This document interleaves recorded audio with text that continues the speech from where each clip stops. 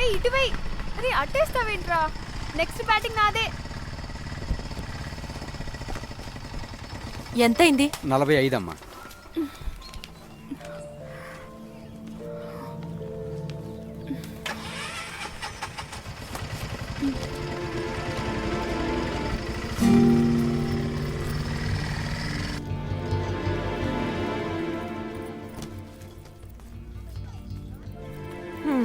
నువ్వేమైనా అనుకో, రమేష్ చేసేది ఏం బాగోలేదు.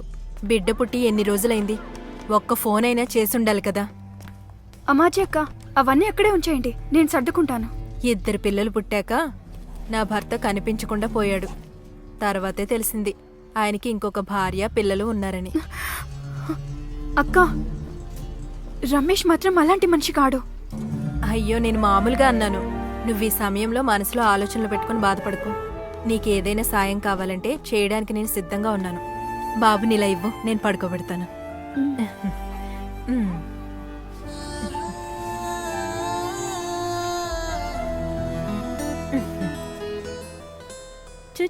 చూ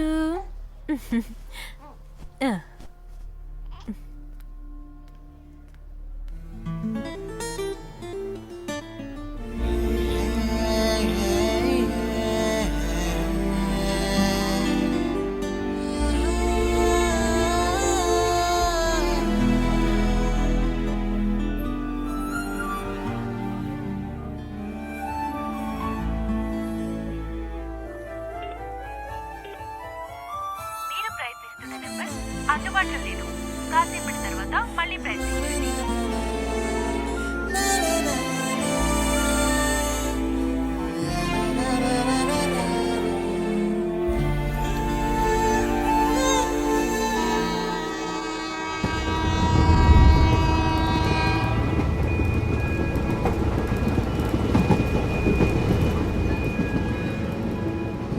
ఏంటి రమేష్, నన్నేం చేయమంటావు? టార్గెట్ అచీవ్ చేయకుండా ఇప్పటికే ఎన్ని నెలలు గడిపావో నీకు తెలీదా?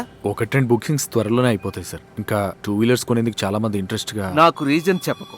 కస్టమర్ కి కారు కొనుక్కోవాలని ఉండొచ్చు, వాళ్ళని 2 వీలర్ కొనే విధంగా మోటివేట్ చేయటం మన అవసరం కోసం కాదు, రమేష్కి అవసరం.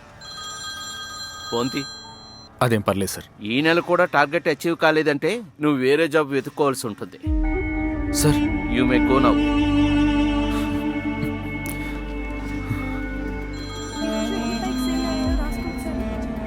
దీప్తి, నువ్వు అక్కడే వెయిట్ చేయి, నేను ఇప్పుడే వస్తాను.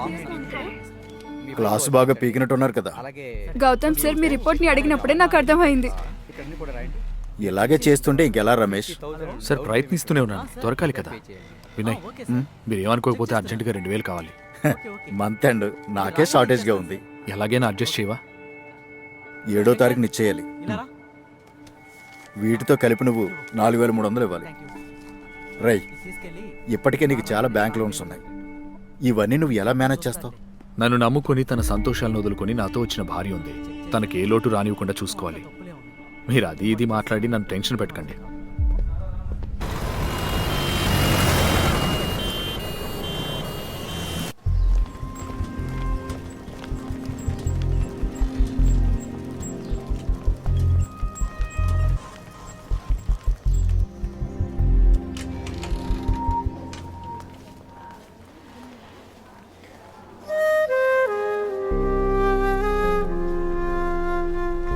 మీ అమ్మాయా? ఏమైంది? కాలు జారి కింద పడిపోయింది. నువ్వెవరి కోసం వచ్చావమ్మా? నేను చెకప్కి వచ్చాను. ఒక్కదానివే వచ్చావా? మా వారు ఆఫీస్ నుంచి వస్తున్నారు.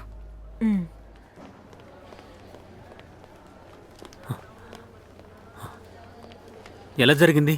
వాలీబాల్ స్టేట్ సెలక్షన్ జరిగింది. కోర్టు కొంచెం జారుడుగా ఉంది, చేతి మీద ప్రెషర్ పడింది. ఓ, జో చెప్పినప్పుడు నాకు విషయం తెలిసింది. నేను అక్కడే ఉన్నాను. డాక్టర్ ఏం చెప్పారు? డాక్టర్ ఇంకా ఏం చెప్పలేదు. ఓ, నేను వెళ్ళి మాట్లాడొస్తాను. ఇది మీ దగ్గర ఉంచండి.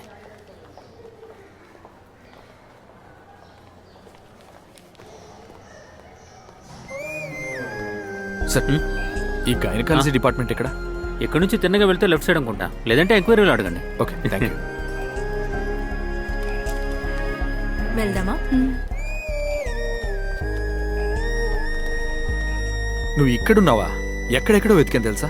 ఇక్కడ మందులు తీసుకుందామని వచ్చాను. సరేరా. ఈయనే నీ భర్త? ఉమ్. ఎందుకు బాబు ఈ అమ్మాయిని ఒంటరిగా పంపావు? ఇలాంటి టైంలో ఉండాలి కదా. చూడు, ఇకపై అమ్మాయిని ఒంటరిగా వదలొద్దు. ఆ అమ్మాయి గర్భిణీ కదా.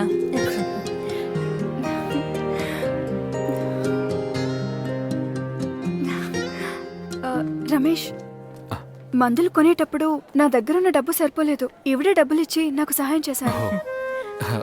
ఇదిగో ఇచ్చే. ఇదిగో తీసుకోండి. సరే.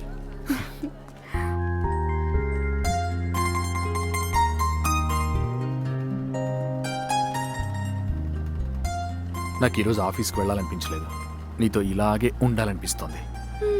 పుట్టబోయే వాడి గురించి ఆలోచించండి, కానీ ఇకపై ఇలాగే ఉంటే కుదరదు. ఉమ్. ఆ.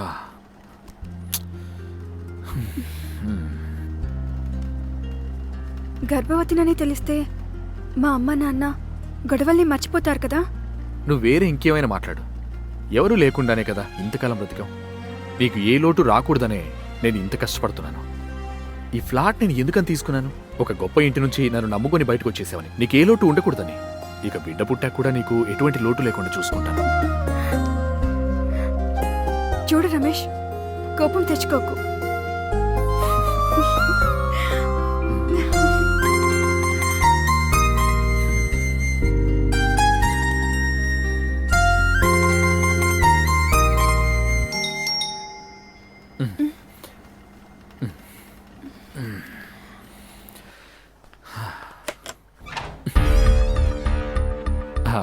లోపలికి రండి. చూడు, నువ్వు ఫోన్ కచ్చాడు ఈజీ రమేష్, కానీ ఇన్స్టాల్మెంట్ కట్టకపోతే ఇదిగో మాలాంటి వాళ్ళు ఇంట్లోకి రావాల్సి వస్తుంది. ఇక్కడ మీరు ఎటువంటి గొడవ చేయకండి. వచ్చే నెల 17వ తేదీ నేను అన్ని డ్యూస్ క్లియర్ చేస్తాను. రమేష్, ఇప్పటికే 3 ఈఎంఐలు పెండింగ్లో ఉన్నాయి. వచ్చే ఆదివారం 4 అవుతుంది.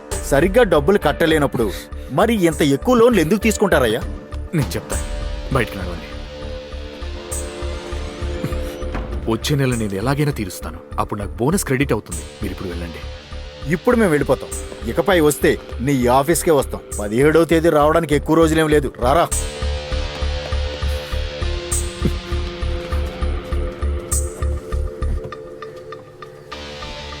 రమేష్, ఈ అప్పు నువ్వు తీర్చగలవా? సార్, నేను 17వ తేదీ సెటిల్ చేసేస్తాను. రే రమేష్, ఈ సేల్స్ ఎగ్జిక్యూటివ్ పని చేసుకుంటూ నువ్వు ఎలా కట్టగలవో మాకు బాగా తెలుసు. నీకు సెట్ అయ్యేది నేను చెప్పిన పనేరా. కార్బోని,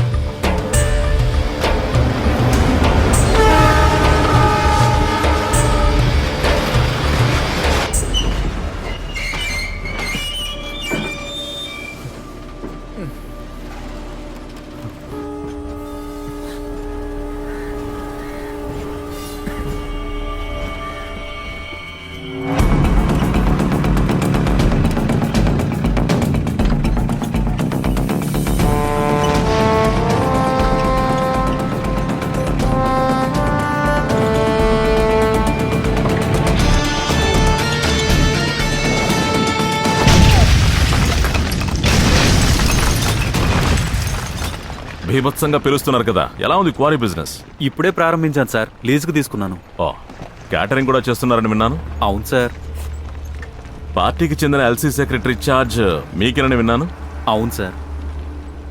ఒకవైపు ప్రకృతిని కాపాడుతున్నామని పోరాటం చేస్తూ ఉంటారు, మరొక వైపు మీరే దాన్ని నాశనం చేస్తారు. బతకాలి కదా సార్. మేము ఉంటేనే కదా సార్ పార్టీకి మనుగడ. విచారణ ఎంతవరకు వచ్చింది సార్? విచారణ ఇప్పుడే కదా మొదలైంది. అనూప్ లాగా ఒక ఎడ్యుకేటెడ్ యువ నాయకుడు అయ్యే ఎదుగుదలను చూసి వేరే ఎవరికైనా భయం కలిగిందా? అదే అర్థం కావట్లేదు సార్. అనూప్ కంటే సీనియర్స్ గా ఉన్న కొంతమంది లోకల్ కమిటీలో ఉండి కూడా ఎందుకని అతన్ని సెక్రటరీ పొజిషన్ కి తీసుకోవాల్సి వచ్చింది? లోకల్ కమిటీ సెక్రటరీని ఎన్నుకోవడానికి సీనియారిటీ మాత్రమే సరిపోదు సార్. అవును, మీ పార్టీ నిజాయితీగా ఎన్నుకునే పార్టీ కదా. మీరు కూడా ఆ పోస్టింగ్ కోసం పోటీ పడ్డారని విన్నాను. అలాగనేం కాదు సార్. పోటీ అనేది వచ్చాక ఇక తప్పదు కదా సార్. అందరి మద్దతు అనూప్కే ఉంది సార్. Okay okay. ఎలా ఉండేది అనూప్ ప్రవర్తన? అది ఊరి జనాల్లో మంచి ఇమేజ్ తెచ్చుకున్నాడు. ఇక్కడ కొత్తగా ఏర్పడిన మెడికల్ కాలేజీ ఓపెనింగ్లో కూడా అతనికి పాజిటివ్ రెస్పాన్స్ బాగా వచ్చింది సార్.